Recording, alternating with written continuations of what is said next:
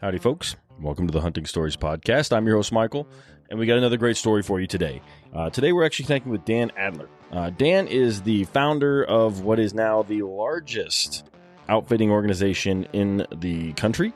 He reached out to me and said he had some great stories that he wanted to share, and I was happy to have him on. Dan did not disappoint. He has a super unique perspective because he has been guiding for so long and has been in front of so many different hunters. It's a really fun episode, and I hope you guys enjoy it as well.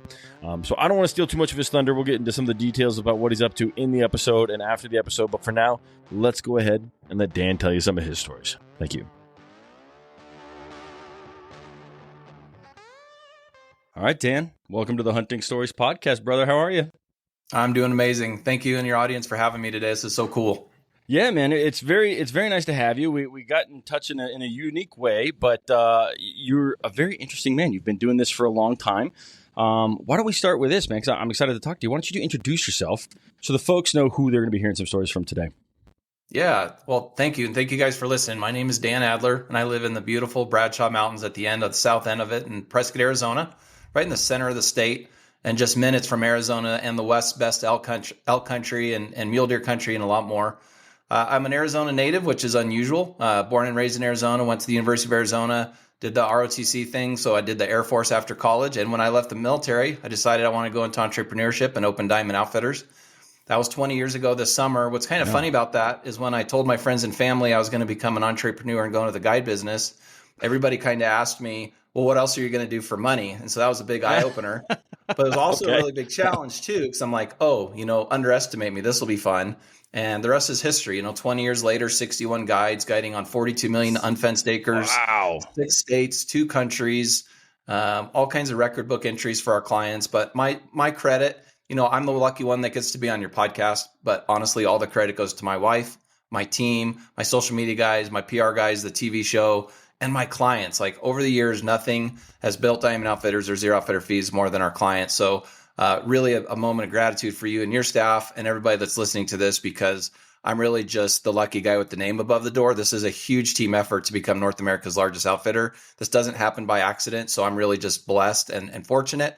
Right place, right time. But I thought you'd appreciate that when I got out of the military and told my family and friends I'm going to go be a guide and outfitter, they're like, cool, what are you going to do for money? Yeah. And then, we turned it into a really wonderful business in the first few years. And here we are 20 years later. That's amazing, man. That is amazing. And I think most people think the guides just scrape by. So it's cool that you were able to actually do more than the average guide and create something pretty special. Let me ask you this.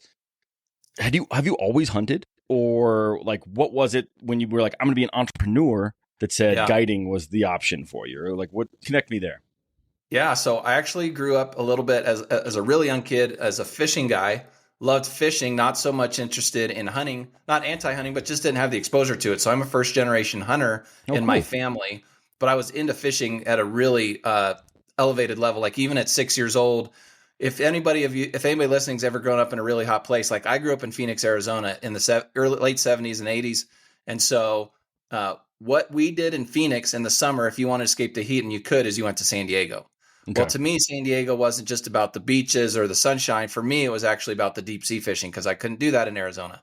Cool. So at 6 years old, I made my first fishing trip on board the Fisherman 3 out of H&M Landing at Point Loma. And the captain of that boat, his name is and was then Tim Green.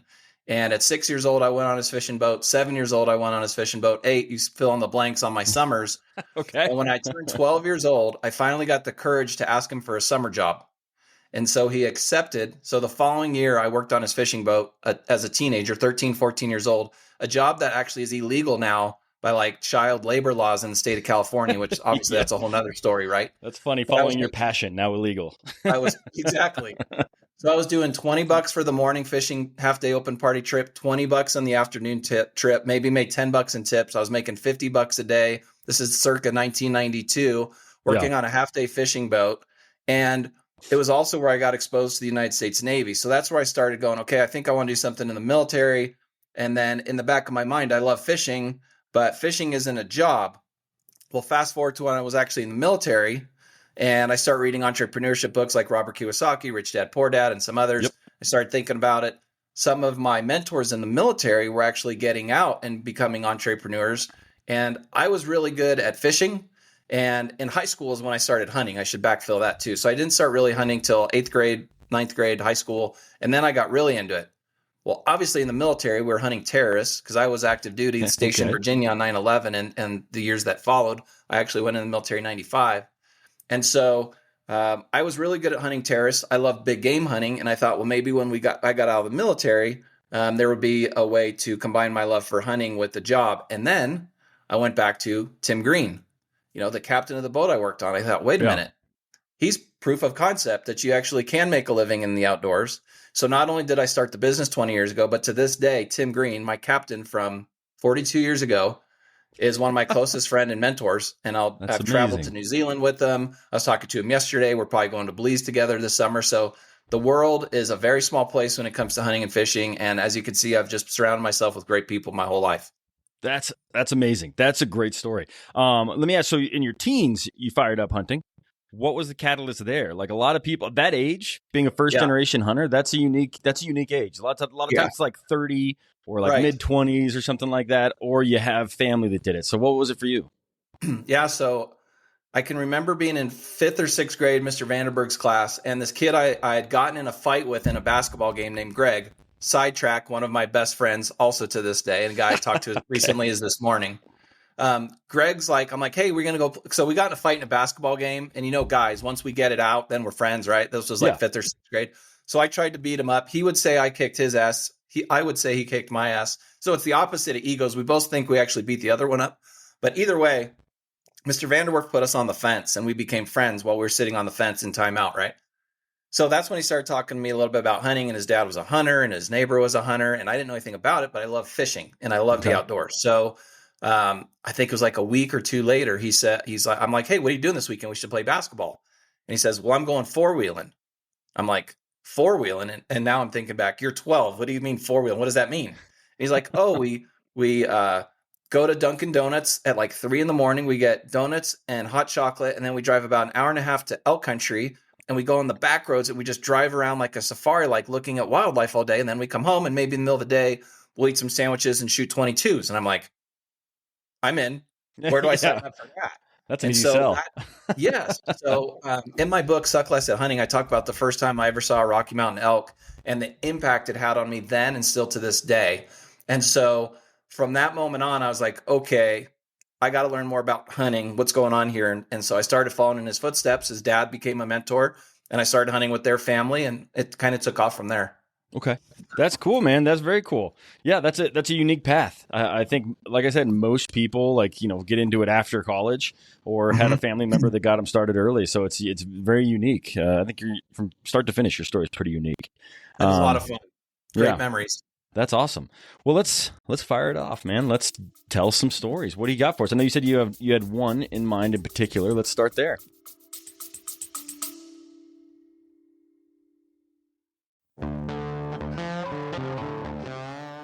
Hey, hunters. Have you ever had one of those stories, the ones that you didn't want to tell, the ones that end in failure? Yeah, I've been there. Actually, you know what? The culprit for me usually is bad optics or worse, lack of using my optics at all. Picture this. I spot a trophy buck, or an antelope, or an elk, whatever it may be. My heart is racing, but the blurry view, or I just can't quite identify exactly what I'm looking at, it has me second guessing. Well, that's where Vortex Optics comes in. With crystal clear glass and rugged durability, Vortex gives you the confidence to take the shot. Don't let poor optics ruin your story. Make every moment count. Upgrade to Vortex and turn your hunting tales into triumphs. Visit vortexoptics.com today.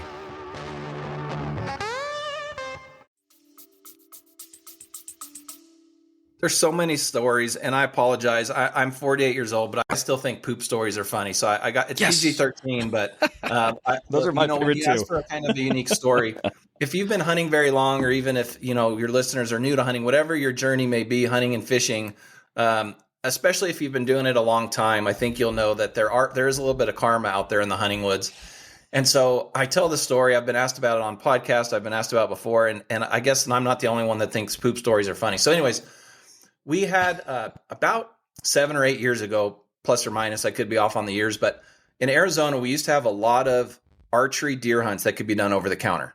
Mm-hmm. And one of the most famous ones, for those of you guys that are familiar with Arizona mule deer, is on the north rim of the Grand Canyon, a place called the Kaibab Plateau. And when this hunt was still over the counter, my cousin Jeff Urban and I and a couple of the other diamond guides would go up there for about a month before the season. And then it's about a 3-week season. And what we would do is we'd run a 5-day hunt, tree stand hunt, a little bit of spot stock, tree stand hunt.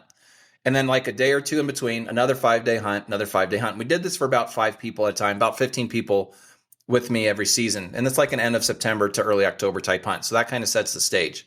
Okay. And as I mentioned at the beginning of this broadcast, I've always fancied myself pretty good at kind of weeding out a client that I thought could be toxic in camp or wouldn't be fun in camp. And what I really mean by that is, I don't know about you, but when I am deer hunting, okay, if I'm in a tree stand or spot stock deer hunt and I see a bunch of deer in a given day, but nothing maybe I want to shoot, to me, just no judgment, but for me, that's still a good day, right? I had a good time. I was entertained. I'm hunting deer and I saw deer. Maybe I didn't see a shooter, but it was still a good day if I saw a bunch of deer. Well, every now and then somebody slips through the cracks and can actually be toxic in camp. And as a professional outfitter and guide, like we can't have that because energy matters and we don't want people bringing down a whole camp. One guy can ruin an entire camp for everyone. I've had it happen before. It's awful. I'm super strict when it comes to my camp.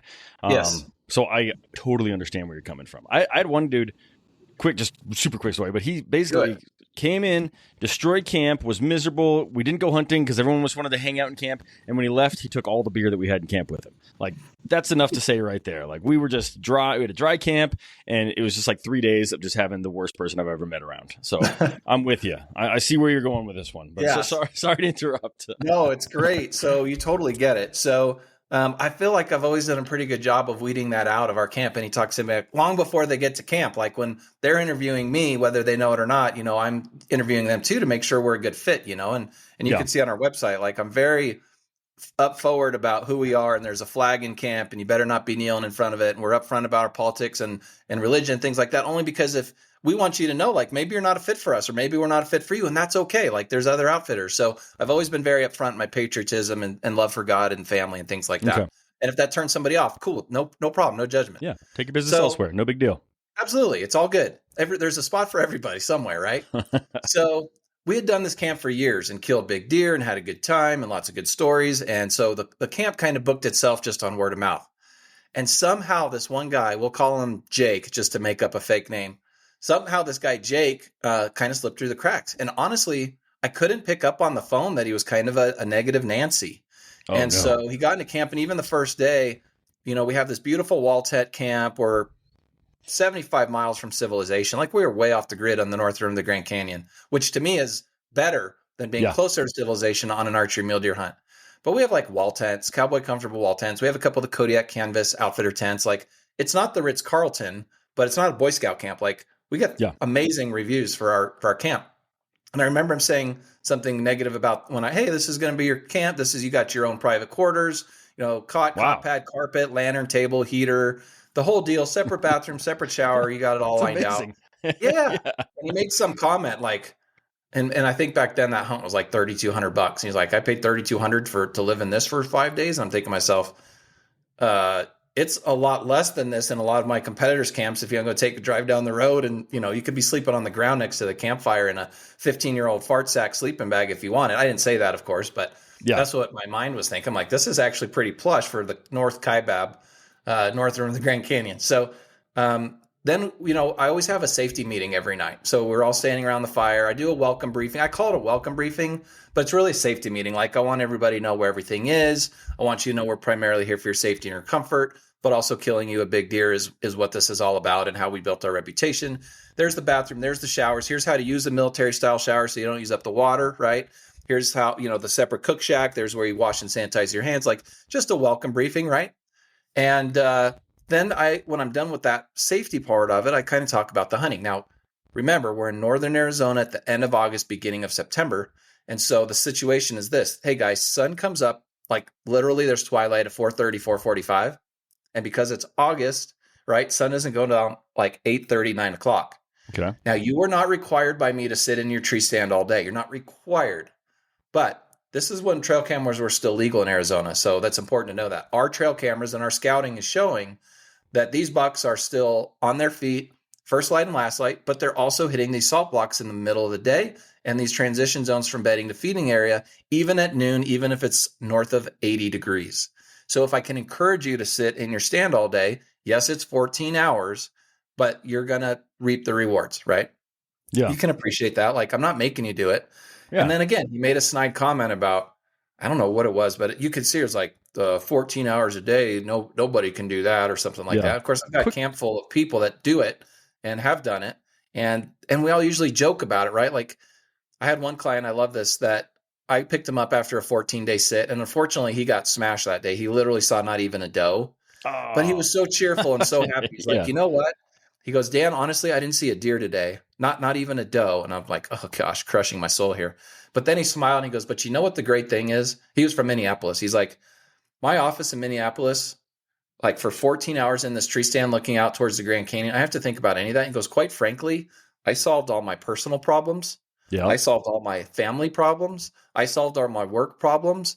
And he goes, quite frankly, after 14 hours of just being able to be 20 foot in a pine tree in beautiful weather, I actually think I've solved all the world's problems. And I'm like, totally. You're totally my guy. You totally get it. That's totally how I work. Like, you can't shut the brain off, right? So that guy might have actually been in the same camp as this guy we're calling Jay. So just a totally different mindset. So let me ask you real quick. Jay, was he somebody else's buddy, and the buddy was the one that was really excited about it, or was he the person that initiated this entire thing? And Jay that would come by himself. He was a one-on-one hunter, just found us through word of mouth, or maybe at one of my speaking engagements at a trade show. Totally out of left field. Didn't come as part of a group or anything. Okay. And so this went on for a couple of days. There's a little comment here, a little comment there. And it was getting to the point where I was probably going to have to address it. And the morning I was thinking about addressing it, he said, and I will give him credit. The first 2 days he did do the 14-hour sit. But as we were dropping him off the third day to walk to his tree stand, he made a comment about, hey, I don't want to do the 14 hours again today. Pick me up for lunch if you can. I was like, no problem. Meet me right here, same spot, 11 o'clock. And so at 11 o'clock, I picked him up and I'm like, well, this is probably when, this is going to be the day before I put him back in his stand that we're going to have a little talk. And he was a little bit better on the drive back to camp. And then, so as you can probably appreciate, when the guides get up at 3 a.m. and they're up doing dishes till like 11 at night that time of year, if they can get a cat nap in the middle of the day, I encourage the team to do that. And any hunters that actually choose to come back in the middle of the day, it's the heat of the day, it's really hot. I do try to get them to stay in their stands, but if they don't want to, I tell them, hey, this is a good time to take a nap. So anyways, set this situation up here.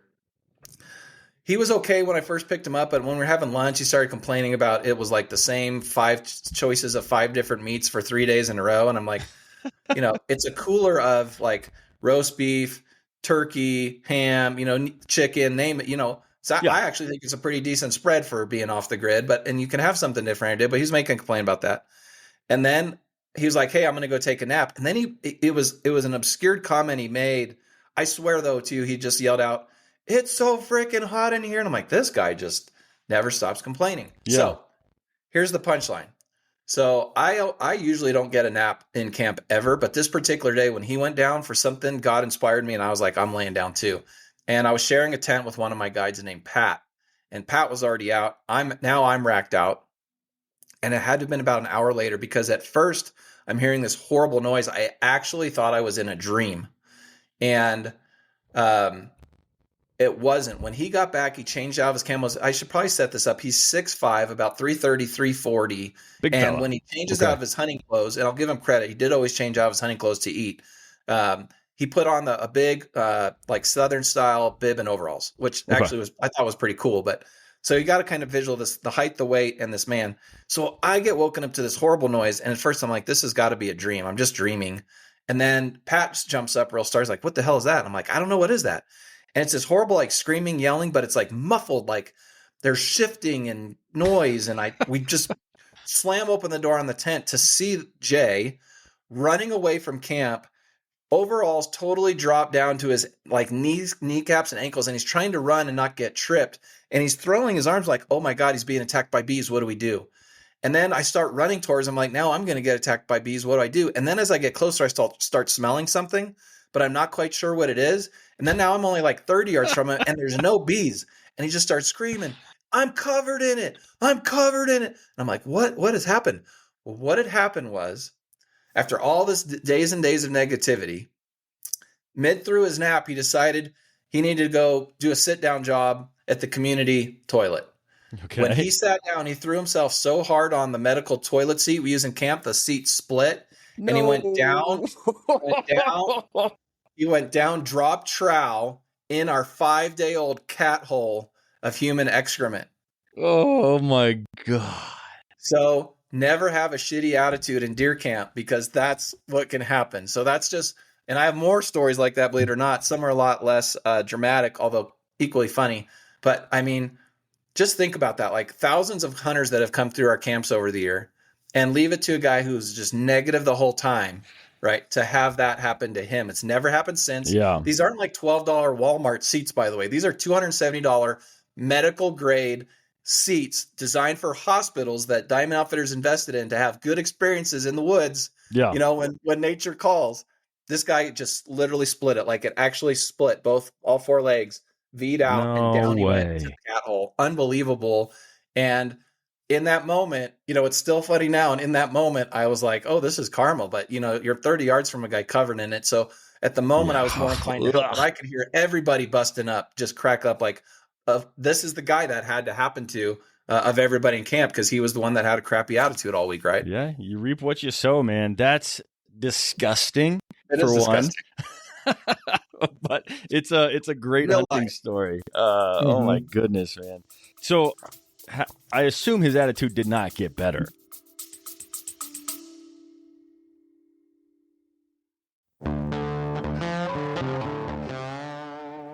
Are you ready to elevate your archery game? Summit Bowstrings delivers premium strings for all archers, crafted with bloodline fiber and BCY material stretched for unmatched consistency. Choose from 3 series: Hunter, Competition, and Summit.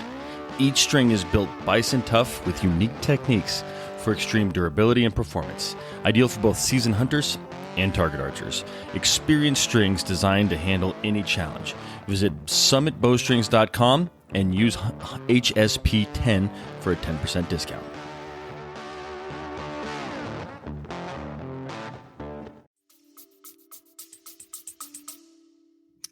I actually thought he was going to leave because he was pretty horrified. And at first he started blaming other people, and then he calmed down. He never did get a deer. I don't think he ever shot his bow, which is unusual. I will say that.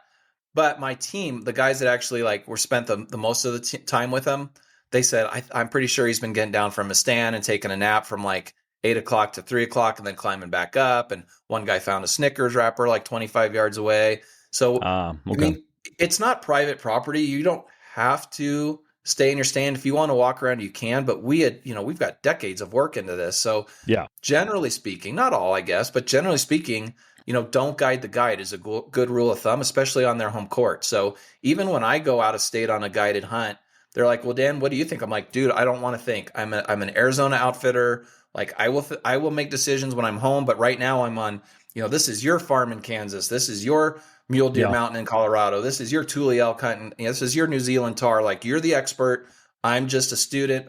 I'm the client. I'm going to completely default to you for 90% of it. Yeah. If you're like, do I want a glass here for 10 minutes? The answer is always going to be yes. I always want a glass if you give me an opportunity to glass. But generally speaking, I'm never going to guide the guide. This guy wanted to guide the guide, obviously never came back. He is on our mini blacklist, which if this is news breaking to anybody, most outfitters do have a mini blacklist that we may or may not share with other outfitters, but never have Jay Smith in your camp. And here's the reasons why. It wasn't just a personality thing, toxic to the camp, toxic to the clients, blah, blah, blah. It's not like he and I didn't mesh. Because if it was just he and I didn't mesh, you guys might be best friends, Yeah. But put him on somebody else. He was, but this guy in particular was just toxic, and I wouldn't want him in anybody's camp. So kind of a unique circumstance there, but he wasn't welcome back, never came back, never heard from him, never even drew his bow. And on that camp on the North Kaibab, like I said, for anybody listening that knows that area, you either pretty much are going to get a big buck, or you're going to miss a big buck, or you're going to pass on some bucks. The odds of you not actually drawing a bow on a 5, 7, or 10-day hunt's pretty nominal in that area. So super high dense deer, plus our scouting, our salt licks, our water. It's all very tactical, done over decades, right? So it's totally dialed. Sadly, that hunt went to a draw, probably 6 or 7, maybe 8 years ago. It's part of the Zero Outfitter Fees program now. And the deer quality is up, but sadly it went to a draw from the perspective of not just anybody can come and book that hunt anymore. It is subject to a draw now in Arizona. But it's a magical place. If you've never been to the Grand Canyon, everybody hears about the South Rim, and that's where tourist buses go. The North Rim is a little unsung hero. It's about an hour and a half from the South Rim because you have to drive around it, cross Marble Canyon Bridge, or come at it from the other side.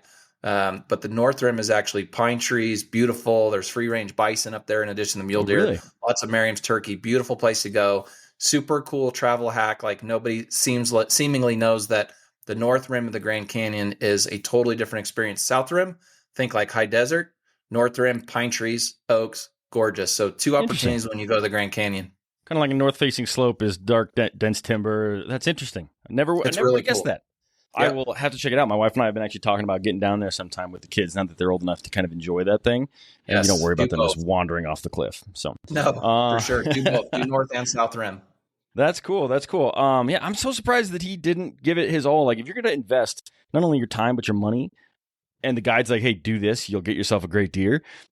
Right. Do this. Like, it's that simple. Like, you guys have got it to a science. That's crazy to me.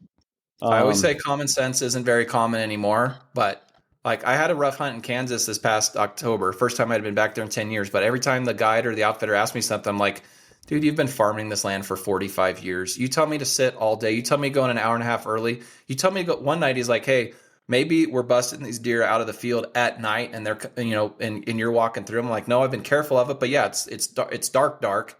Yeah. And there's cut corn and cut beans and stuff like that. I'm like, look, I don't mind going in at 3 or 3:30 in the morning just to get to the stand if it means I'm getting out there before the deer go into that field, if that's what you think's happening.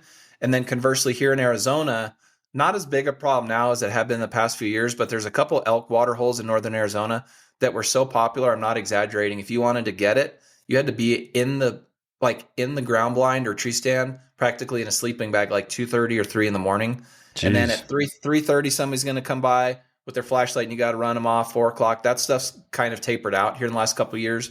But so don't guide the guide. It's my rule of thumb.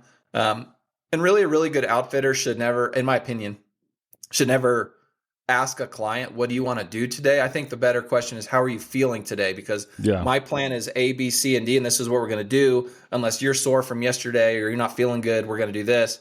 Because what I found in 20 years with 61 guides on the team, if I ask a client, what do they want to do today? That sounds like insecurity on my part. That sounds like I don't know what I want to do today. And I always have to have a game plan. I'm not saying my game plan is perfect every time. I screw up a lot of time. But I'm going to tell you the plan, and that's going to be the plan unless you physically or mentally or timeline can't do it, as opposed to, hey, what do you want to do today? Which sounds very uncommitted. Yeah. No, that makes a lot of sense. Yeah. Cool. Well, that was really interesting. I had no idea about all of that. I have heard, however, like you talked about people getting in really early, like before the game cameras were banned. I always heard that Arizona, you go to a watering hole, there's going to be 70 game cameras right there waiting for you. So I'm not surprised. But let's go. What else do we got? What other stories do you have top of mind? Well, if you don't mind, if you'll humble me, I'm going to stay on that theme for a minute, but it's a totally different deal. So one of the things we love to do at Diamond Outfitters is youth hunts and veteran hunts and kid hunts as well. And so we had a youth hunt a few years ago where we took this father-son out, and the kid was 10 years old. It was the first year he was eligible to hunt. And I'm telling you, this was like the coolest kid I'd ever met. He was so nice. He was so excited. It was his first big game hunt. And the night before the hunt, I get to give a little speaking engagement at the camp for the Arizona Elk Society. It's a whole thing. They set up camp. They have sponsors for the food. It's just a youth camp. Like you could literally envision it in your mind. So I get assigned to this young kid. He's just total stud. I'm super excited for him. He's doing the whole that morning, like he's just a chatterbox that morning, eating the donuts and the eggs and the orange juice, and like just can't wait to get down. And his dad and I are getting to know each other. And his dad's a total stud. Anyways, we start making our way up in the dark to this glassing mountain. And I'm like, in my mind, I'm sure we're going to totally tag out in the morning because we've been watching this big herd of cows for like 4 or 5 days, and there's no reason to leave. And very few kids were willing to walk up this hillside that we were going to walk up, and that would actually put us in shooting range. So as we're going up there, the kid's like 20, 30 yards ahead of us. And a lot of times I would kind of reel that in and keep him closer. But we had so far to go up this hill that I was like, I'm just going to let him get some of that nervous energy out. Well, what was interesting was slowly but surely we started catching him. And at first I just thought maybe he's getting tired.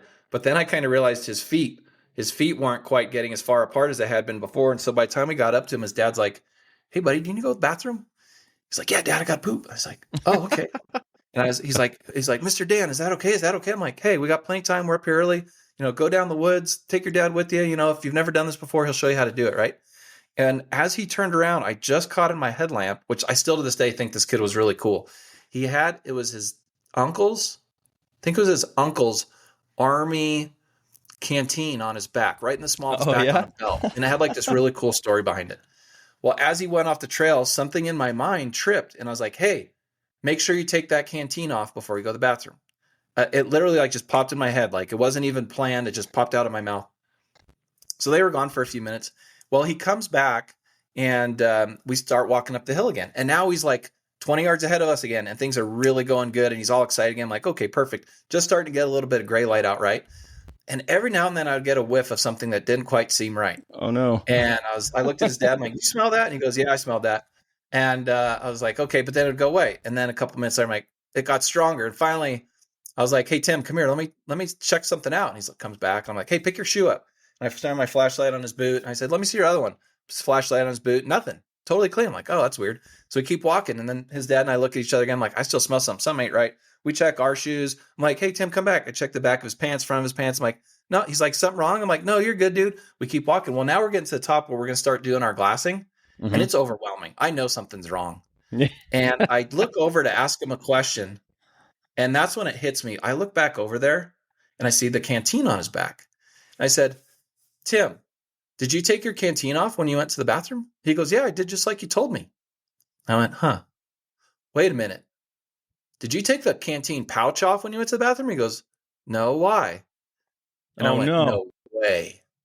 No way this kid pooped in his canteen pouch and then crushed his canteen back in the pouch and walked up this mountain."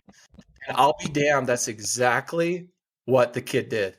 Now, I've got 40 years of hunting stories. I realize the first two are poop related, but when you said crazy, weird, different stories, like I apologize to those that don't think pooping at 48 years old is still funny, but those two stand out as just like amazing, like truly amazing stories. Anyways, the poor kid, he was horrified. I'm pretty sure that canteen and canteen pouch are still on the side of that hill once he realized what he had done, in the exact same spot, forever immortalized right there on the mountain. I believe it. That's exactly where I would have put it, man. And you know what? People have told enough poop stories that like when I have a lot of listeners that come on, they always have their own poop story. So everybody's got one. Oh, good. So it's not a big deal. Not the outlier. No, not at all. I'll show you the first one we ever got. I always draw a blank on this gentleman's name, but he was elk hunting the night before. He had a little bit too much to drink, right? And so, of course, that sometimes makes you a little bit more fluid down there.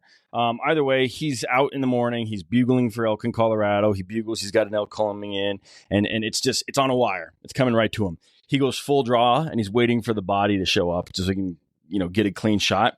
And his stomach just starts to gurgle. Starts to gurgle. And he's like, "Oh no." And this elk is just like stopped 2 feet from where it needs to be for him to take this shot. And the elk never moves. And he just holds it, and he holds it until he has to let go, and not of the bow, of his problem. And he says that it filled his boots.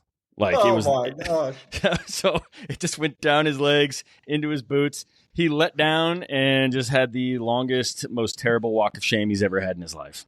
Oh, that's so awful. I hope he had a tailgate. I hope he had a buddy that could drive him so he was on the tailgate or something. Yeah, I don't know. I didn't even ask. That's a great question. I don't know. I just at that point I was laughing too hard. Yeah, he did a better job of telling it than I did.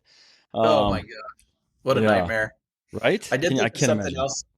I did think of something else not poop related that you guys might enjoy if you want to hear an elk hunting story. Yeah, let's do it. So this is a really cool story. So again, for those of you that are familiar with Arizona, there's a part near the Grand Canyon, the northern boundary of it. It's the south rim of the Grand Canyon. It's called the Kaibab National Forest. And about 10 or 12 years ago now, I had the really cool opportunity to guide a U.S. Navy SEAL. Now, as a veteran and as somebody who brings a lot of veterans in camp as a donor of veteran hunts, we get to see a lot of veterans. And they're all amazing. They're all unique. But the story you guys are going to appreciate today is a new term I learned. So I've been hunting for 40 years, professionally for 20 years. And I had never heard this term before. I'm going to share this new term with you. So We're out with this Navy SEAL. It's an archery elk camp on that Kaibab National Forest, northern Arizona, in a unit that's notorious for arguably the biggest bulls in the United States. Like Waldo, our new number 7 in the world bull, came from this area. And my TV show, Diamond Outfitters, the most viral elk video, all from that same area that I'm talking about. And in this particular year, for those of you that are newish to elk hunting, you might know like a light rain, what we call a monsoon storm out here in the Southwest, a light rain with some fog mixed in the end of the summer, like September, can be some of the best stalking weather for elk because they'll get up, they'll move around, they'll bugle. You know, it drops the temperature 10, 15 degrees. It's some of your most epic hunting weather. And we're having one of those years with lots of monsoons. There's a lot of water.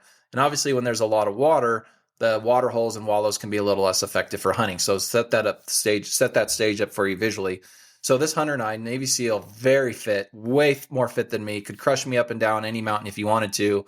Yeah. But we were like in sync from the day we met. Like I would tell him, hey, I'm dropping back 40 yards. I'm going to do this, this, and this. You stay right here. I'm going to go over here 20 yards. We're going to do this, this, and this. I'm going to go do anything I said is roger that, roger that, roger that. We're just in sync from day one.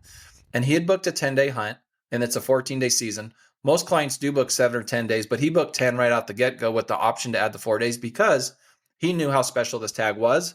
And as a Navy SEAL, he knew, you know, if he gets deployed, who knows what happens on a dime, he could be called to go back to work. So we had all this in mind. It was a really good year of antler growth. Like I was literally telling him, look, I know you've never killed an elk before, but this hunt, you don't want to shoot anything under like 350, 360, like be really picky. And he's like, from day one, he's like, the first 300 I see, I'm killing. Like not this year. Like if you'll just trust in me, we're going to do fine. Well, what had happened was we had seen a bull that we ended up calling the kudu bull. And he ended up making the cover of a couple magazines. So I guess I'm alleviating to the fact that he ultimately was successful. But, yeah, sounds like it. He was called the kudu bull. So if you could picture this in your mind, he was a mainframe 6-point on his left side, like a big bull, like a 370, 375 on his left. On his right side, it was a single beam that went out, curled like a kudu, the African spiral horned antelope, and petered out like a kudu. Okay, so crazy looking bull. We knew he was going to score terrible, right? He's going to score nothing, but he's like a 370 on his left if he was matched on the right, and he was nothing but this giant kudu club on the right. Well, for better or for worse, my client saw this bull and decided that, okay, I'm going to shoot that bull, give him the opportunity. I'm like, no, you don't want to shoot that bull, blah, blah, blah, blah, blah. He's not going to score, but he was so infatuated with this bull. So fast forward. Now, when I say that bull got killed, well, I'll save it. So fast forward a few days. Once again, it's raining. This is a full monsoon downpour. This isn't the light sprinkle I was saying that can be so helpful for elk hunting. This was like the ruts in the road were rivers, just moving water. And I knew the bull was going to be on his feet super early. What was happening most days was in the early part of the season on the rut, almost any of our shooter bulls on our hit list, we were able to get pretty close to within bow distance, and we were able to call bulls in that we'd either pass, or if they were shooters, our clients were shooting them. But as the season goes on, and this is kind of a insider hack for a lot of you guys listening that are elk hunters, because a lot of states have 2 seasons. And so I'll just take that bunny trail with you real quick. People often think the second season is the better season because there's more bugling activity. It's more of that Jurassic Park feel, which is totally true, and I totally agree with. But if you look at the statistics for the unguided hunter, so don't look at the guided hunter stats because they're skewed because they're professionally guided hunts. Yeah. But believe it or not, most Western states, the success rate on that first hunt, especially for DIY guys, and especially for hunters that don't have a buddy calling for them, is actually a little bit higher on the first season than the second season of September because the bulls aren't all matched up with cows yet, and they're more responsive to calling compared to the later season, which we all think of as Jurassic Park, and bigger bulls do seemingly come out of the woodwork, but they've got a lot more eyes, right? And if they've got a harem of 20, 30, 40 cows, they're hard to get close to. So back to where we were. Just want to take that for the benefit of your listeners because they often poo-poo the first season, like I'd rather go the second season, and don't understand that, you know, both are equally good in their own right. So we were having these situations where we could call bulls in to pass or shoot on the early season. Later is getting more and more difficult. Well, the other thing about this Navy SEAL that was very unique, we talked earlier about don't guide the guide.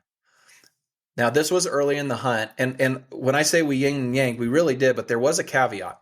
From the beginning, and I don't know if he told me he had been watching Will Primo's videos or what, but from the beginning, he was like, hey, I want this hunt to be like A, B, C, and D.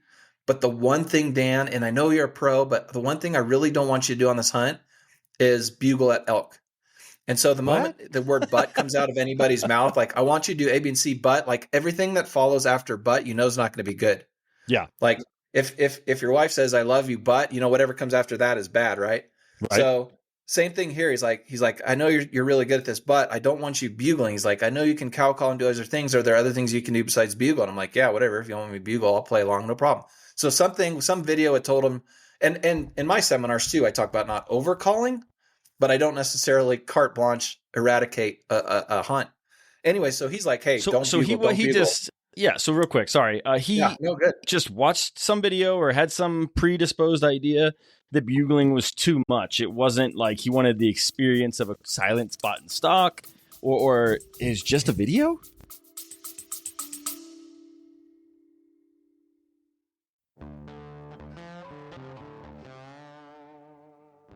Imagine this. You're deep in the wilderness. The sun is rising, casting golden light over rugged terrain. Your heart races as you navigate through the backcountry, knowing the perfect shot could come at any moment. This is where memories are made and stories are born. Ultralight rifles are often seen as Mountain West guns, but the Ridgeline FFT from Christensen Arms breaks that mold. This stellar, lightweight rifle is your perfect companion, whether you're in the backcountry or box blind, ensuring you never have to switch between your builds. With its aero-grade carbon fiber barrel and stock, the Ridgeline FFT is incredibly lightweight, yet powerful. Thanks to its innovative side baffle brake, it reduces recoil even on a 5-pound gun shooting magnum calibers. It's like black magic. As a sub-MOA tack driver made in America, the Ridgeline FFT is for those who seek the thrill of the hunt and the joy of storytelling. Picture yourself returning to camp, Ridgeline FFT in hand, ready to share the day's adventures. Head to your local shop, pick one up. You've got to feel this rifle to believe it. Let the Ridgeline FFT be part of your hunting stories and the legacy you pass down.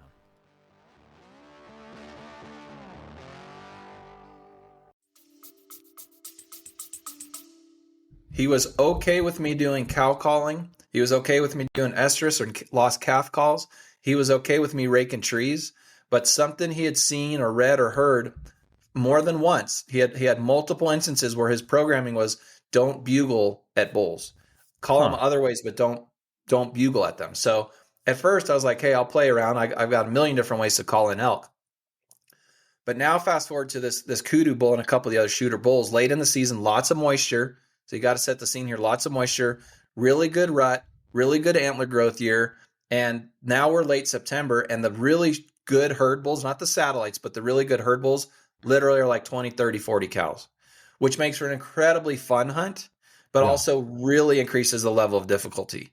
Because even though it's that magical time of year where the bull doesn't care if he lives or dies, he's only got breeding on his mind, the lead cow, I argue the lead cow at the end of September is more defensive of a bull than the bull himself on the light rifle hunts in October, November, December. Like, that lead cow is on point. She knows she's the matriarch. She's responsible that the bull lives. She's responsible that every cow lives. Just watch him coming into a water hole. We could talk about that later. Like, that lead cow, the matriarch, she's in charge of everything. So that later hunt with the rain, the thing the rain helped us with was we could sneak in close when they would bed down. But there was so much moisture, they didn't have to travel as much. But again, super fun, super entertaining hunt. One of the most memorable ones ever, because we're in big, big bulls every day. We just had a lot of weather, and then some of our strategies that are no-brainer strategies in dry years don't play out when there's a healthy monsoon. But I can give you all the plus reasons for it too at the same time. Any case, what had happened with this bull was he would not respond to cow calls like some of the other bulls were doing.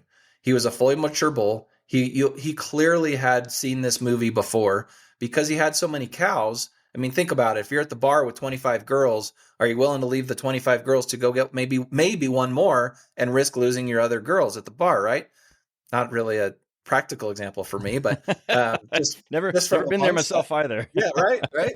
So anyways, this bull was very responsive to cow calls, but they were always response calls of, hey, I'm not coming to you, but hey, I'm over here. So if I would cow call or estrus whine, he would respond, but never leave his cows. Never. Like this bull would not leave his cows. We would get like within 120, 150 yards of him, sit on him all day, wait for him to get up and check his cows and wallow, try to kill him then. But because there's so much water, he didn't have to travel to go water, because that's one of our insider hacks is a lot of hunters want to push that bull while they're with cows while they're on their feet.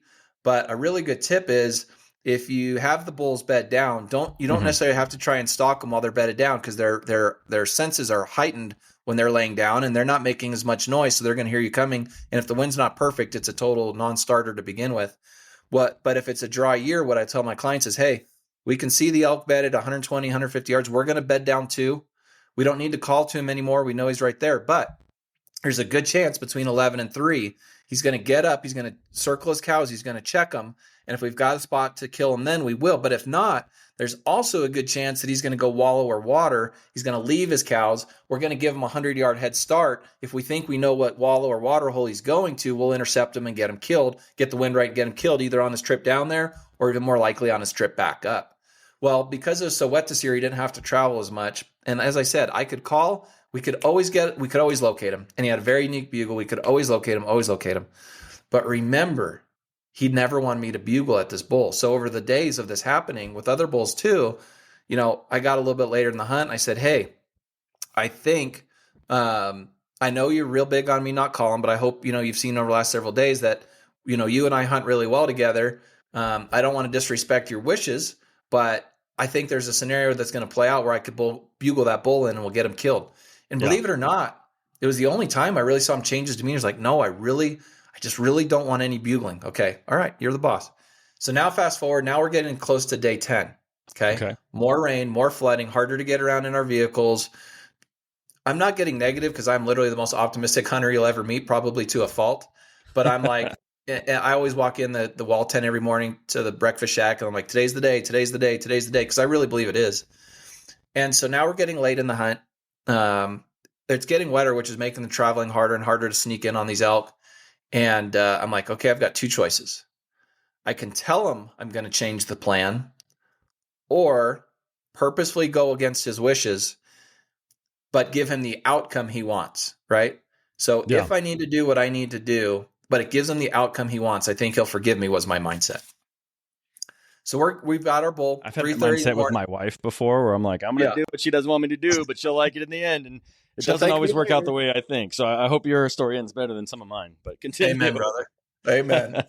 So we've got him located at like 3:30 in the morning, pitch black outside. We know his bugle. We know he's right where we left him the night before. Fortunately, it's late enough in the hunt, and it was wet enough that there wasn't a lot of other vehicles out there. A lot of hunters had given up at that point or gone home or tagged out.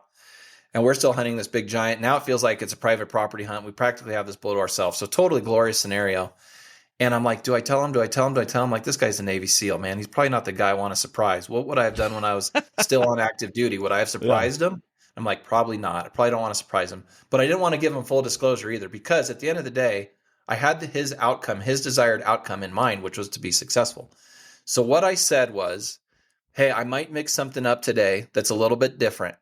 I don't want to tell you what it is, because I'm going to let nature kind of dictate how this plays out. But most importantly, what I want you to do is, whatever I tell you to do it is. If I tell you stay by a bush, do this, do that, you just got to trust me. Even if I drop back and you can't see me anymore, if I tell you to stay at XYZ tree, it's not stand at a tree, it's stand at that particular tree. Because especially if I can't see your body, I'm going to use that tree as the landmark. So that if I'm raking a tree over here and cow calling over there and whatever I'm doing over here, the goal is, even if I can't see you, to bring the shooter bull right by that tree. So I'm going to be running around when I hear his bugle, so I know if he's coming, what I need to do to get him to come in front of you. So he's like, okay, got it. Now you guys probably know what's going to happen. For those of you that have never heard of a term shock bugle, a shock bugle is a professional level move. It's also what I call a hero or zero move. By that, I mean, when I do a shock bugle, it's either going to immediately get the result I want, but the other 90% of that is, or it's going to blow the elk out of the country altogether, and you may not see him again for a day or two. But I know, based on this bull's learned behavior and what he's been teaching us the last 10 days, he's not coming to anything else I've done. And there's been very few satellite bulls that have challenged him. So I'm thinking in my mind, okay, I think I know what I have to do. Well, sure enough, 3:30 in the morning. He's talking. He's on his feet already. It's the perfect setup. We got the fog. We got which helps with our scent. For those of you that are new to this game, it can help with our scent a little bit. Oh, I didn't know And that. so now we're kind of moving in to get positioned to set up. Well, the fog didn't really clear, but as the sun came up, we could see further. We could actually see that he is already bedding down. And this particular day was a little bit early. So our strategy this whole time had been, well, we're going to bed down too and wait for him to get up and maybe go wallow or water, check the cows, and then we'll try and kill him. Well, sure enough, he gets up and he starts checking his cows. And I'm like, okay, perfect. And that's when I turned to him. Keep in mind, this is a Navy SEAL. I'm like, okay, just like the past few days, I actually want you to stay exactly in this spot, exactly in this tree. There was a little boulder there that I knew I might be able to use as a reference if I needed it to, but mostly it was the tree because I could see that from yardage. And I said, listen, I'm going to be super aggressive. It's late in the hunt.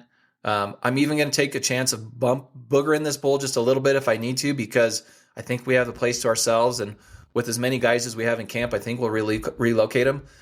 But just like you've done every day, just trust me and be ready. He's like, okay, cool. Well, this bull had gotten up. He's starting to check his cows. And he would let out these little soft bugles, which were basically celebratory bugles. They weren't like, I want to fight or I'm looking for bull cows. He was just like, I'm chilling. I'm an elk. It's a beautiful day. I'm happy. He would just do that type of a bugle. Yeah. And if I would cow call, he would bugle and say, I'm over here. He'd turn right at me and say, you can come over here if you want. I'm not coming to you. Read the script perfectly. Everything the same. No change in his behavior. I'm like, okay, this is when it's going to go down. And I didn't want to tell him what I was going to do. But initially, I dropped back like 80 yards to make that first cow call, which is a long way for me to leave a client. But I trusted him when he said he would stay there. And so my initial lost calf call was back there, and he immediately responded, but it wasn't coming. I'm like, okay, same movie as the last several days, but now I'm going to get a little bit closer and make a couple things change. So I would rake a tree, and he'd make a little sound, but wouldn't come. I would do all these little things. Well, finally, I'm like, okay, I'm going to cowboy up. Here it goes. This is it. I got to get my guy the results he wants. So now I walk all the way back to, I'm now like 35, 40 yards behind him, the client. And the fog is just lifting enough where I can actually see the tips of the bull's antlers. And now I can see he actually rebedded.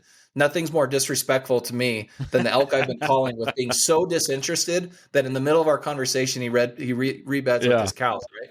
I'm supposed to be the expert.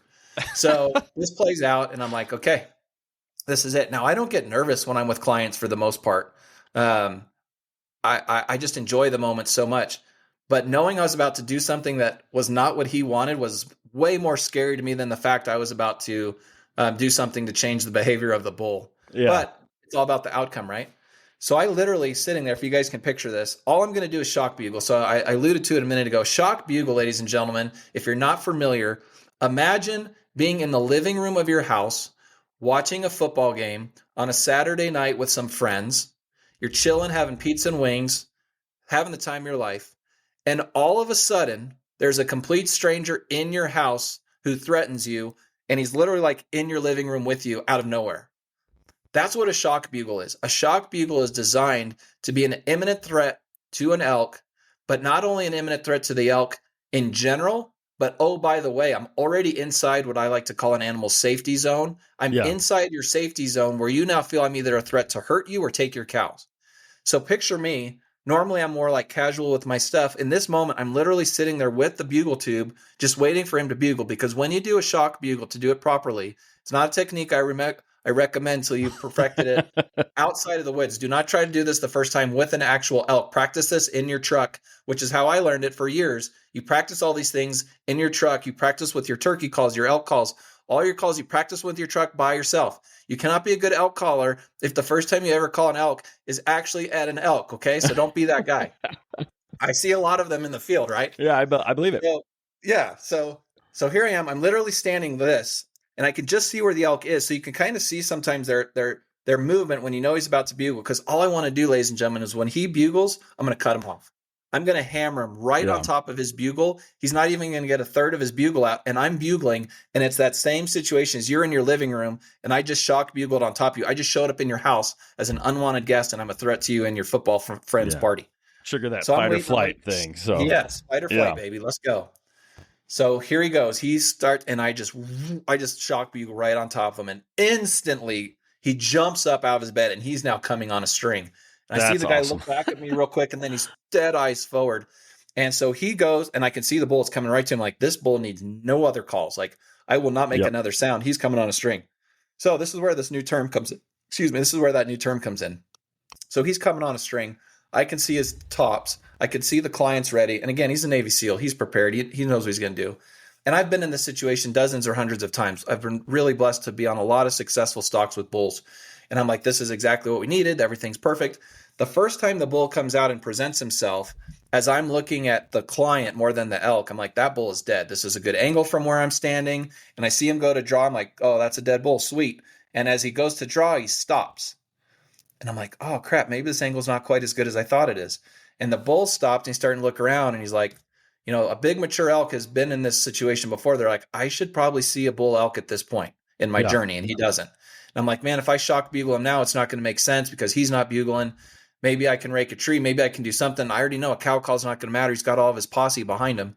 So I just let out a little baby grunt, just like a bull that doesn't want to bugle, but make a little sound. And so I make that little grunt, and sure enough, he starts walking again. And I see Mike go to draw. I'm like, oh, sweet. The first time I must have not had a good angle. What I'm seeing is not what he's seeing, and that's why he didn't finish his draw. Now I see him to go to draw again, and he stops. I'm like, dang, from my angle, right, it looks like a clear shot. But I'm not the shooter. I don't know what branch he sees that's in the way or what. I don't know. Yeah. And so this happens one more time, and I rake a tree, and now that bull takes 4 more steps. And I see him go to draw. I'm like, now that bull's going to die 100%. And he goes to draw, and he stops. And by now that the gig is up. The bull turns, and he slowly starts to walk away. And there wasn't any series of noise I could make that would get him to come back in that moment. So what ended up happening was I walked all the way back to him, the client, and I didn't want to, I could see the client was in a little bit of distress. So I didn't want to be like, what the heck happened? You screwed up or anything like that. I just walked up and I let him be the first one to break the silence. And this is when I learned a new term. He goes, dude, I cheese melted. I'm like, you did what?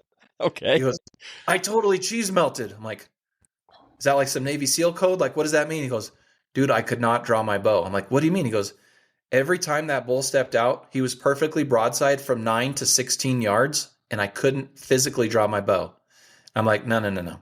There's something wrong with your bow. You probably have a rock or something in the cable. Something's wrong because you're a Navy SEAL, dude. You can draw your bow. He's like, there's nothing wrong with my bow. In that moment, I could not draw my bow. I tried like 7 different times. I'm like, I just thought you didn't have a shot. He's like, I couldn't draw my bow.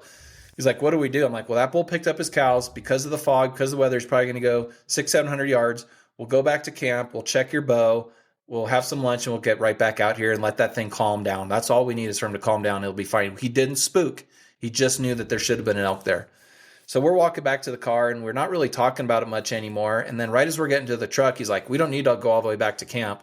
I'm like, what do you mean? He's all, watch this. And he just draws his bow 70 yards. Boom, hits the dirt berm perfectly right next to the rock he said he was aiming at. He's like, see, I told you it's not my bow. And I'm like, dude, I guess like in that moment. So I think all hunters can relate because that's why we do it. We love buck fever or bull fever in that instance. We love that moment. We love that adrenaline.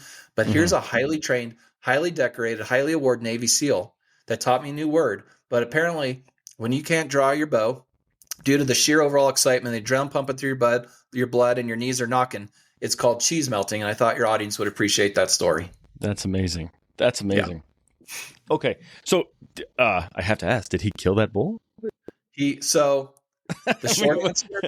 short answer is he shot that bull. It got killed by another hunter the same day, and Mike still killed a really, really good bull, still north of 360, 365. That's an awesome bull. He got a bad arrow in that bull. Actually, it probably would have been lethal, but totally ethical, totally legal the way it all went down. Another guy got him. We went back to hunting, so we actually got to shoot 2 bulls.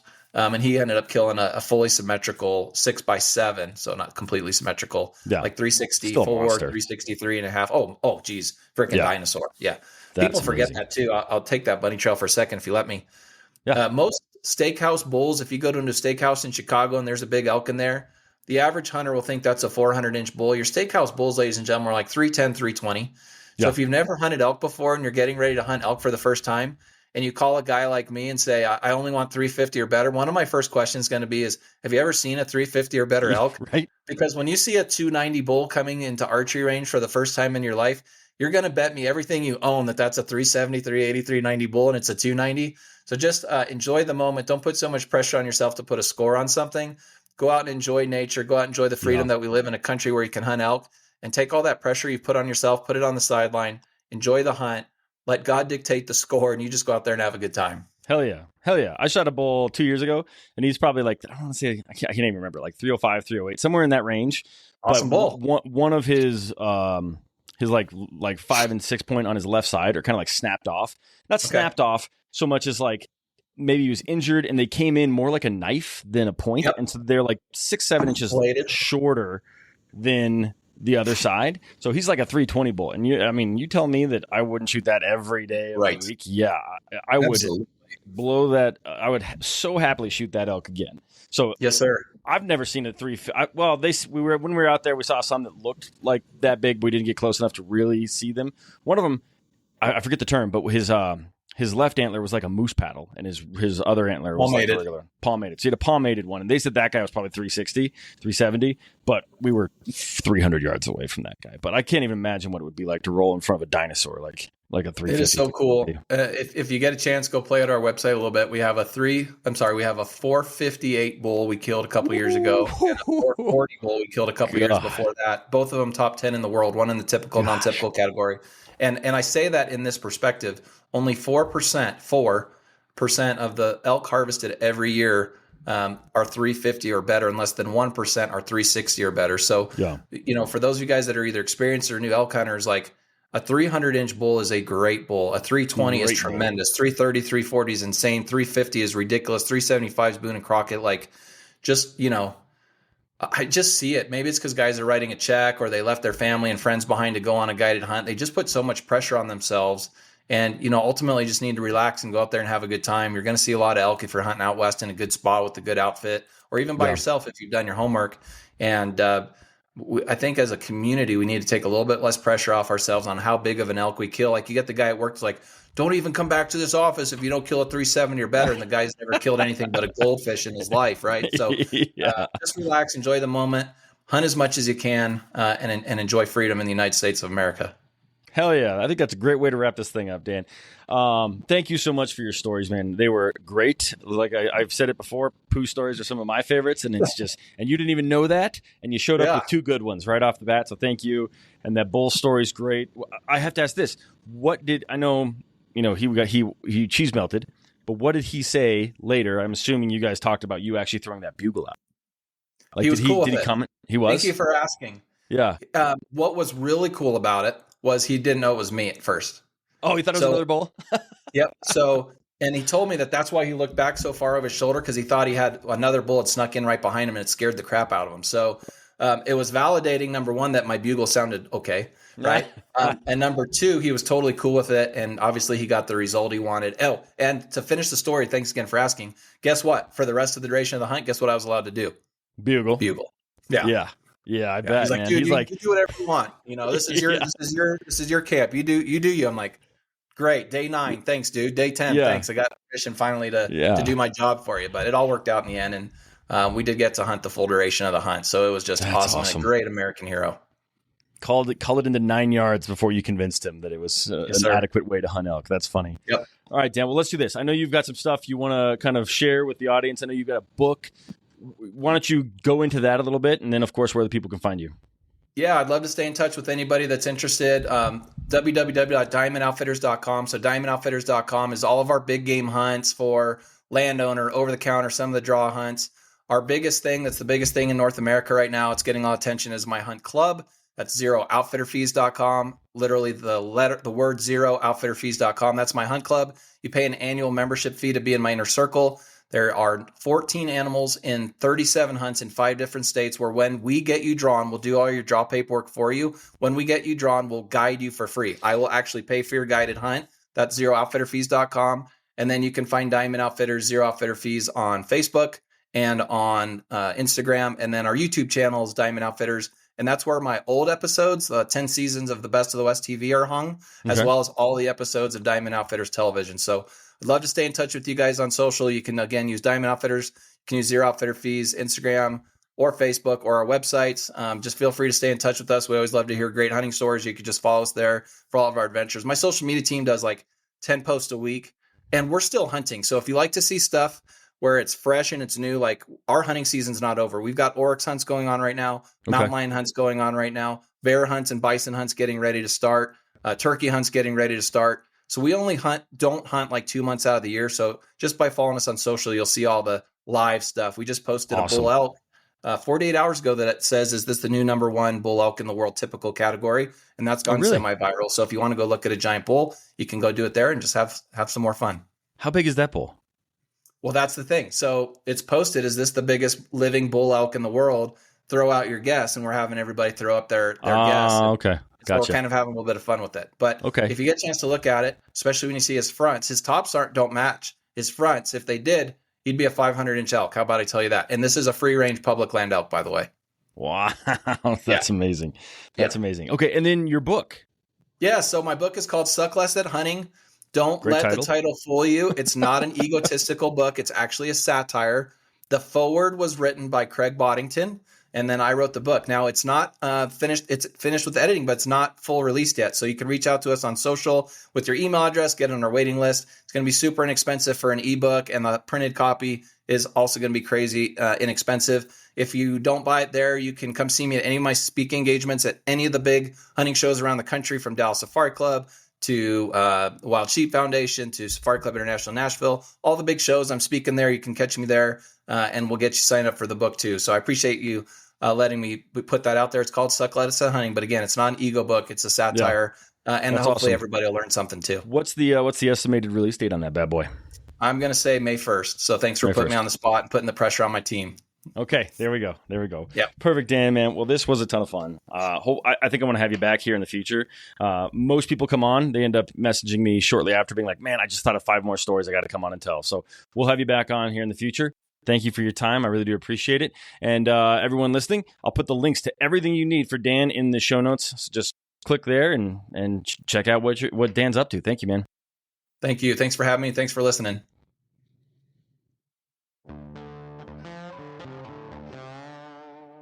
All right, guys, that's it. Another couple stories in the books. I want to thank Dan, of course, for coming on the podcast, reaching out and sharing some of his crazy stories.